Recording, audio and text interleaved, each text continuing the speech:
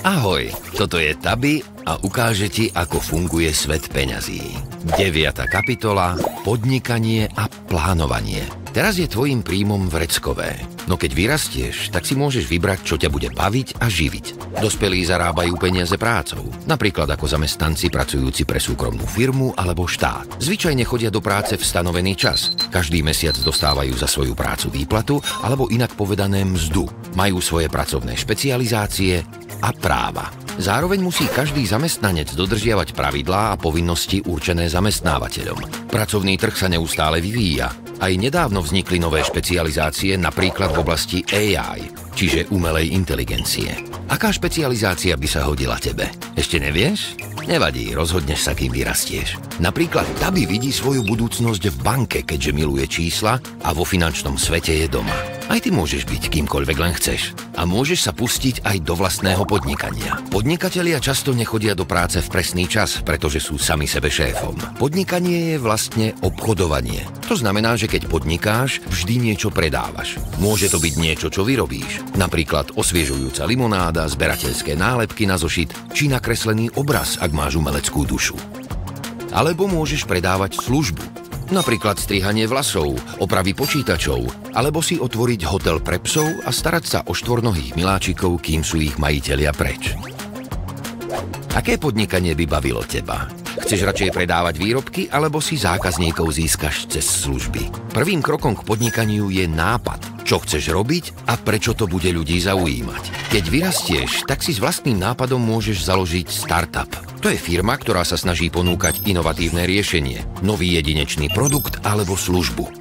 Napríklad mama Vision pred rokmi dostala nápad, že bude vyrábať mydlo čisto z prírodných materiálov. Tak sa rozhodla stať podnikateľkou. Jej mydlá si zákazníci zamilovali a stali sa super populárne. Teraz ich predáva online cez svoj e-shop a ponúka aj online kurzy, ako si vyrobiť vlastné mydlo. Vďaka tomu má viaceré zdroje príjmu. Avšak pri podnikaní človek nemá pravidelne rovnaký príjem a je veľmi dôležité myslieť na výdavky dopredu a vedieť si rozvrhnúť rozpočet.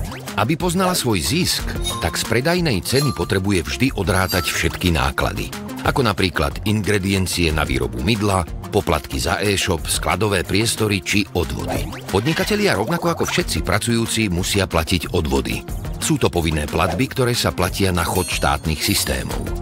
Odvody sa platia predovšetkým na zdravotné a sociálne poistenia. Slúžia na to, aby sa štát postaral o ľudí, ktorí kvôli zdraviu nemôžu pracovať alebo sú už na dôchodku. Medzi odvody môžeme započítať aj dane. Z daní sa financujú všetky verejné služby, od opravy škôl, cez cesty až po verejné osvetlenie a v neposlednom rade aj vlastné fungovanie štátu. Pri plánovaní biznisu treba počítať so všetkými nákladmi. Podnikanie chce nielen dobrý nápad, ale aj zodpovedný prístup. Už rozmýšľaš nad vlastným startupom? Na začiatok si zopakujme, čo sme si dnes vysvetlili. Zamestnanec pracuje v súkromnej firme alebo ho zamestnáva štát a za prácu dostáva mzdu. Podnikateľ predáva výrobky alebo služby s cieľom dosiahnuť zisk.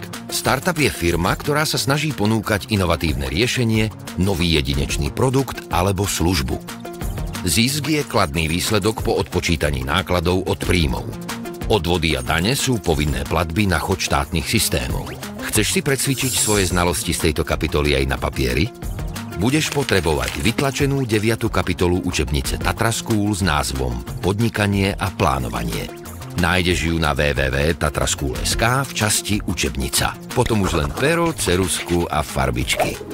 Chceš podniknúť správny krok pre svoje peniaze? Stiahni si Tabi aplikáciu.